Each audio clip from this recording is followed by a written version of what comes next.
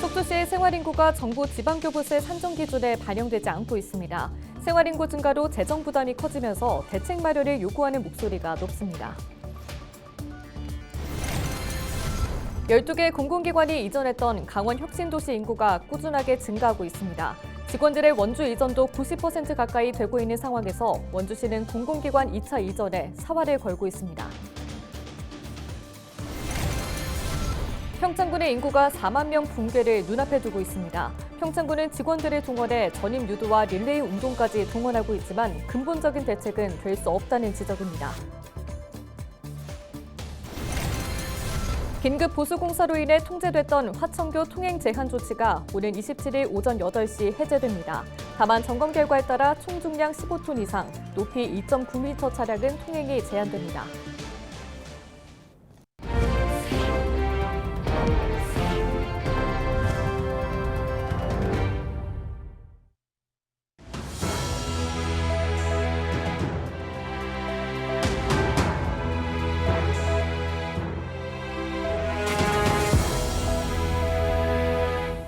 시청자 여러분 안녕하십니까? 헬로티비 뉴스입니다. 속초시 생활인구가 실제 주민등록인구의 1.5배에 달한다고 하는데요.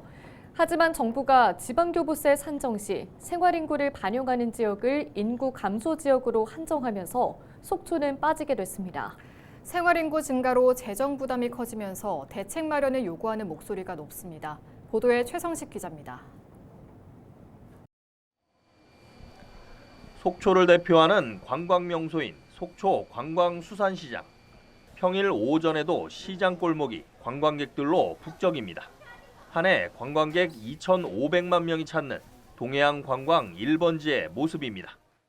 속초에 체류하는 생활인구는 하루 평균 12만 2천여 명으로 주민등록인구의 1.5배에 달합니다. 생활인구는 2023년 인구감소지역 지원특별법이 제정되면서 도입된 개념으로 하루 3시간 이상 머물고 월 1회 이상 방문한 비거주자를 포함한 수치입니다. 통근, 통학인구부터 관광객이나 단기 체류자, 외국인 노동자까지 반영됩니다. 속초는 전형적인 관광도시이다 보니 교통 문제부터 쓰레기 처리, 상하수도 등 행정서비스 수요 증가에 따른 재정 부담이 커질 수밖에 없습니다. 오시는 관광객들이 상당히 저희 지역 경제에 많이 도움을 주시지만은 또 역을 봤을 경우에 시민들은 주말이고 평일에도 많은 교통 불편이라든가 쓰레기 문제라든가 또 상하수도도 많이 또 확충을 해서 부분이 있거든요. 그 결국에는 다 재정과 연관이 있고 시민 불편과 연관이 돼 있는데 정부는 내년부터 지방 교부세 산정 시 생활인구를 반영하기로 했지만 대상은 인구 감소 지역으로 한정됩니다. 강원도에서는 태백과 삼척, 고성과 양양 등 12곳이 포함됩니다. 하지만 인구 관심 지역으로 분류된 속초시는 해당 기준에서 제외돼 재정상 상대적 불이익을 받게 생겼습니다. 사정이 이렇자 속초시 의회는 생활인구를 반영한 지방교부세 산정 기준 확대를 요구하는 건의문을 채택하고 중앙정부와 국회 등에 제출하기로 했습니다. 저희들은 인구는 줄고 있지만 현실적으로는 줄고 있지만 몸으로는 생활 인구가 늘어난다는 것은 그만큼 속초시가 준비해야 될 것이 많다.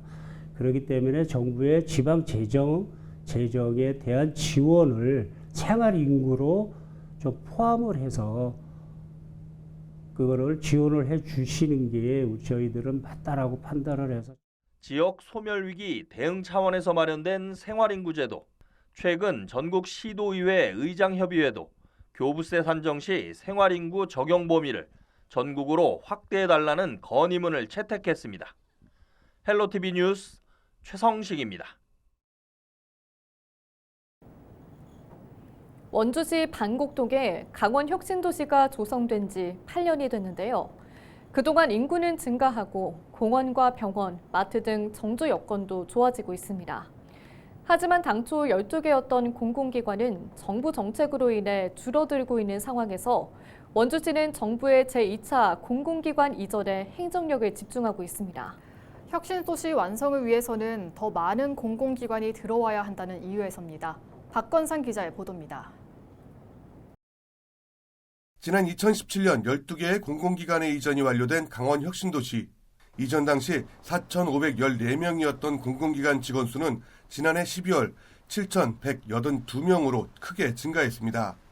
같은 기간 방곡동은 3만 명이 못 되던 인구가 36,760명으로 늘어났습니다.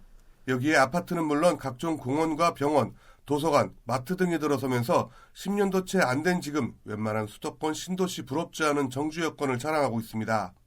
실제로 지난해 12월 기준 원주로 이주한 직원들은 1인 가구 포함 6,330명으로 전체 직원 가운데 88.2%가 이주했습니다. 그래서 어린 아이들 키우기도 공원이라던가 그다음에 축제, 지역 축제들로 인해서 아이들이 놀기도 좋고 한 환경이 있지만 지금 단점으로는 아이들이 컸을 때 교육이라던가 문화적인 여건이 좀 부족하지 않은가 싶은 생각이 있습니다. 다만 교육과 문화적 인프라 부족은 풀어야 할 숙제입니다. 문제는 또 있습니다. 정부 정책으로 인해 지난 2021년 9월 광물자원공사와 광해관리공단이 광해광업공단으로 통폐합됐습니다. 여기에 석탄공사까지 혁신도시 12개의 공공기관은 이제 10개로 줄어들 위기에 놓였습니다. 이런 이유로 원주시는 제2차 공공기관 이전에 사활을 걸고 있습니다. 정부는 당초 제2차 공공기관 이전 사업을 통해 500여 개의 공공기관을 지방으로 이전할 계획을 세웠습니다. 원주시도 기존의 정주 여건을 무기로 적게는 35개, 많게는 63개의 공공기관 유치를 목표로 하고 있습니다. 여전히 공공기관과 연계된 산업 생태계 및 정주 여건 조성 등은 부족합니다. 단순히 분산 배치가 아닌 전략적인 집중 배치로 혁신도시가 진정한 지역균형 발전의 거점이 되어야 합니다. 전국 자치단체들의 공공기관 이전을 위한 물밑 경쟁은 더욱 치열해지고 있는 상황. 원주시는 이미 조성된 정주여건과 강원특별법을 무기로 공공기관 유치를 위해 전국의 지자체와 총성 없는 전쟁을 치르고 있습니다. 헬로티비 뉴스 박관상입니다. 평창군의 인구가 심리적 마지노선인 4만 명 붕괴를 눈앞에 두고 있습니다. 평창군은 전 직원 전임 유도와 릴레이 운동까지 동원하며 총력 대응에 나섰지만 지속 가능한 대책 없이는 근본적인 변화가 어렵다는 지적입니다. 이다혜 기자입니다. 평창군의 인구가 지난달 한때 39,979명까지 떨어졌습니다. 지난 4월만 해도 4만 38명으로 가까스로 심리적 마지노선을 지키고 있었지만 한 달 새 59명이 줄며 인구 붕괴 우려가 현실로 다가왔습니다. 평창군은 전 직원을 대상으로 1인 1 전임 목표제를 시행해 18명의 주소 이전을 유도했고 불과 열흘 만에 4만 11명으로 인구를 다시 끌어올렸다고 밝혔습니다. 또 이달부터는 지역 기관, 단체, 기업이 참여하는 릴레이 전입운동을 본격적으로 추진하겠다고 밝혔습니다. 하지만 이 같은 단기 처방은 당장의 위기를 넘기기 위한 땜질식 대응에 불과하다는 지적이 나옵니다. 평창군의 인구는 지난해부터 줄곧 감소세를 이어오고 있습니다. 2024년 8월 4만 461명이던 인구는 6개월 만인 지난 2월 4만 189명으로 300명 가까이 줄었습니다. 이미 2020년 평창군은 65세 이상 고령 인구 비율이 20%를 넘어 초고령 사회에 진입했습니다.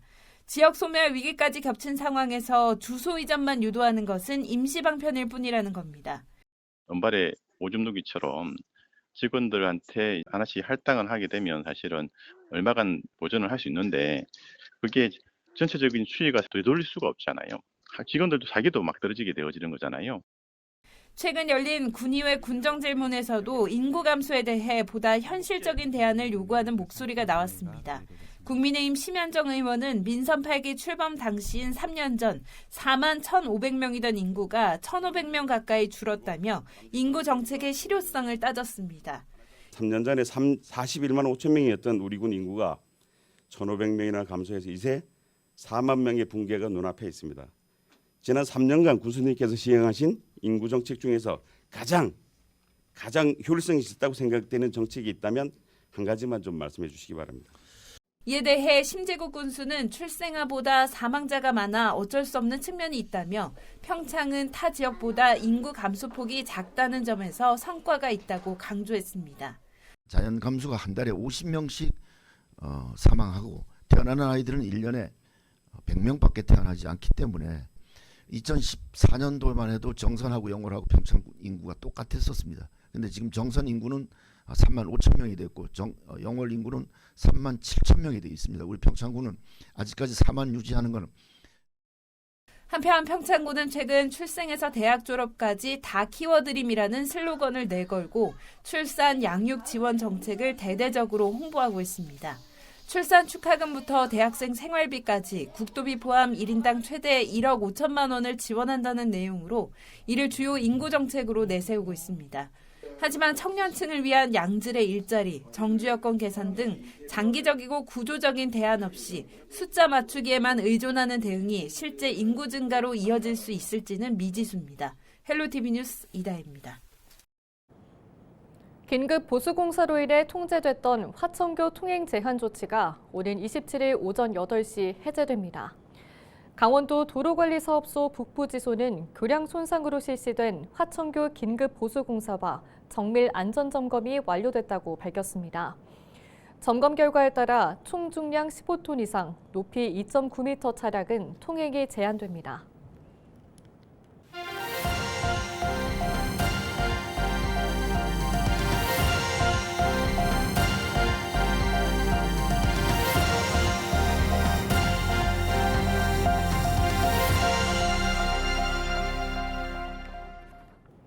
강원도와 춘천시가 공동 주관한 6.25 전쟁 제75주년 기념 행사가 25일 춘천 스카이 컨벤션에서 열렸습니다.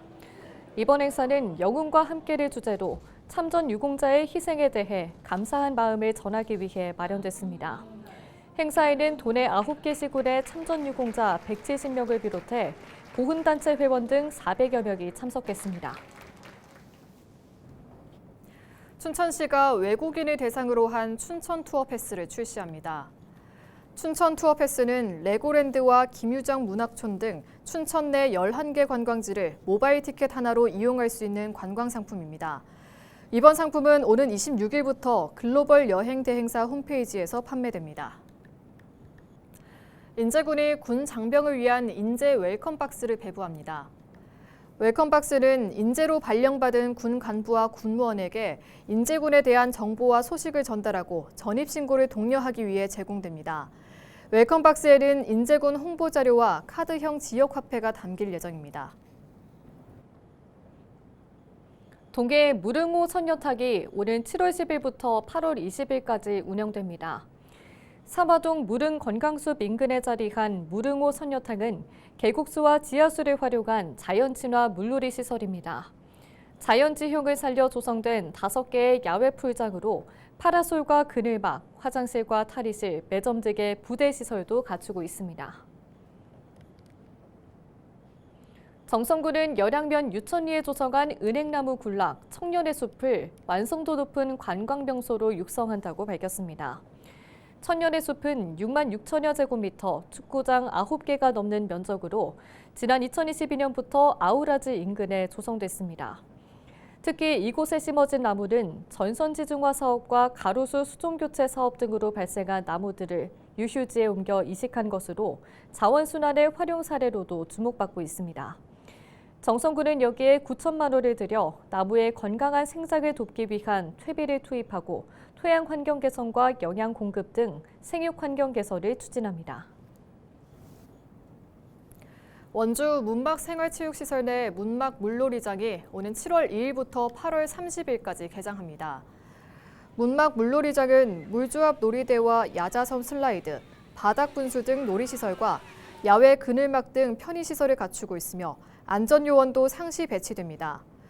오전 10시부터 오후 5시까지 운영되고 시설물 점검과 청소를 위해 매주 월요일과 비가 오는 날에는 휴장합니다. 원주시가 지역 내 경로당을 중심으로 7월부터 무더위 쉼터를 운영합니다. 무더위 쉼터는 7월부터 9월까지 운영되고 관내 274개의 경로당이 참여하며 평일 오전 9시부터 오후 6시까지 운영합니다. 65세 이상 어르신이면 무더위 쉼터로 지정되지 않은 경로당이더라도 운영 시간 내 누구나 이용할 수 있습니다.